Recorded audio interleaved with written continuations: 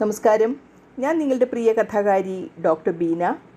ഇന്ന് ഒഴുക്കിനെതിരെ എന്ന ഒരു ചെറുകഥയുമായിട്ടാണ് ഞാൻ നിങ്ങൾക്ക് മുന്നിൽ എത്തിയിരിക്കുന്നത്. നേരെ കഥയിലേക്ക് പോകാം. ഉത്തർപ്രദേശിൻ്റെ കിഴക്ക് ഭാഗത്ത് ഗംഗയുടെ ഒരു ഉപനദിക്ക് അരയിലുള്ള ഭീമാപുര ബന്ദ് എന്ന ചെറിയ ഗ്രാമത്തിലാണ് കുഞ്ഞ് ശിവാനി ജനിച്ചത്. അവളുടെ പിതാവിന് കൃഷിയാണ് പ്രധാന ഉപജീവനമാർഗമായിരുന്നത്. ഒരു കൊച്ചു സുന്ദരിയായി ശിവാനി വളർന്നു വന്നു. ദാരിദ്ര്യവും അന്ധവിശ്വാസവും കൈകോർത്ത ഒരു ജീവിതശൈലിയായിരുന്നു ആ ഗ്രാമത്തിൽ നടന്നിരുന്നത്.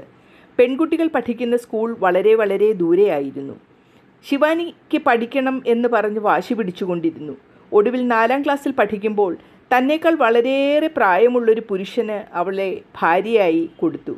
ഒരുതരം കച്ചവടം പോലെയായിരുന്നു അന്നൊക്കെ വിവാഹം നടന്നിരുന്നത്.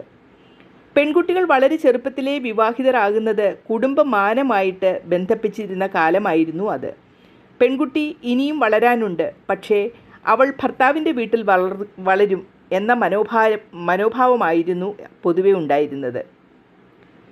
അങ്ങനെ ശിവാനിയെ അകലെയുള്ള ബിസുൻപൂർ ഗ്രാമത്തിലേക്ക് അവർ കൊണ്ടുപോയി. എന്നാൽ കുട്ടിയായ ശിവാനി കരഞ്ഞ് കരഞ്ഞ് ബഹളം വെച്ച് ആ വീട്ടിൽ നിന്ന് ഇറങ്ങി ഓടിപ്പോയി. അയാൾ തിരിച്ചു പിടിച്ചു കൊണ്ടുവന്നെങ്കിലും കുട്ടി നിലവിളി തുടർന്നു. ഒടുവിൽ രക്ഷയില്ലാതെ അയാൾ ശിവാനിയെ ഡൈവോഴ്സ് ചെയ്ത് വീട്ടിൽ കൊണ്ടുവന്ന് ആക്കി. അതോടെ ശിവാനിയെ പിതാവ് വീട്ടുതടങ്കലിലാക്കി. ഒരു പെൺകുട്ടി ഭർത്താവിൻ്റെ വീട്ടിൽ നിന്ന് ഓടി രക്ഷപ്പെടാൻ ശ്രമിച്ചാൽ അതിന് അപമാനം എന്ന പേരിൽ ശിക്ഷ നടപ്പാക്കിയിരുന്ന കാലം കൂടിയായിരുന്നു അത്. എന്നാൽ ഉണ്ടാകുന്ന വഴക്കുകളെയും ഉപദ്രവങ്ങളെയും എല്ലാം വിധി എന്ന് വിളിച്ച് അവളുടെ അമ്മ കരഞ്ഞുകൊണ്ടിരുന്നു. മകളെ അവർ ഉപദേശിച്ചു. വിദ്യാഭ്യാസം നിഷേധിക്കപ്പെടും എന്നറിഞ്ഞിട്ടും അവൾ കൂട്ടാക്കിയില്ല. എനിക്ക് പഠിക്കണമെന്ന് പറഞ്ഞ് അവൾ നിരാഹാരം കിടന്നു. അങ്ങനെ ഒടുവിൽ ശിവാനി സ്കൂളിൽ പോകാൻ തുടങ്ങി. അവൾ ഏറ്റവും മിടുക്കിയായി പഠിച്ചു. 10ാം ക്ലാസ്സിൽ ആ ദേശത്തെ ഏറ്റവും കൂടുതൽ മാർക്ക് വാങ്ങി അവൾ വിജയിച്ചു. അപ്പോഴേക്കും 45 വയസ്സ് കഴിഞ്ഞ ഒരാളുടെ 2ാം ഭാര്യയായി അവൾക്കൊരു ആലോചന വന്നു. അച്ഛനും അമ്മയും ഒരു ഭാഗ്യമായി കരുതി അവളെ ആ വിവാഹത്തിന് നിർബന്ധിച്ചു. തുടർന്ന് പഠിക്കണമെന്ന് ശിവാനി എത്ര പറഞ്ഞിട്ടും അവർ സമ്മതിച്ചില്ല. ഒടുവിൽ ആ വിവാഹം നടത്തി. എന്നാൽ അയാൾ ഒരു ലഹരിക്ക് അടിമയായിരുന്ന ആളായിരുന്നു. ആദ്യ ഭാര്യയെ സ്ഥിരം ഉപദ്രവിച്ചിരുന്ന അയാൾ അവർക്കൊരു പേടി സ്വപ്നമായിരുന്നു. ഭാര്യയും കുട്ടികളും പേടിച്ച് ആണ് ആ വീട്ടിൽ താമസിക്കുന്നത് പോലും. ശിവാനിയും ആ വീട്ടിൽ ശ്വാസം മുട്ടിയായിരുന്നു കുറച്ച് ദിവസങ്ങളിൽ താമസിച്ചിരുന്നത്. എന്തായാലും 6 മാസത്തിനകം തന്നെ അയാൾക്ക് ഒരു വലിയ ആക്സിഡൻറ്റ് പറ്റി അയാൾ മരണം അടഞ്ഞു. അതോടെ ശിവാനി സ്വന്തം വീട്ടിലേക്ക് തിരിച്ചെത്തി. നാട്ടുകാരും വീട്ടുകാരും ഒക്കെ അവളെ അശ്രീകരം എന്ന് വിളിച്ചാക്ഷേപിച്ചു. എന്നാൽ ശിവാനി ഉള്ളിൽ കൂടുതൽ ഊർജം നേടിയെടുത്തു.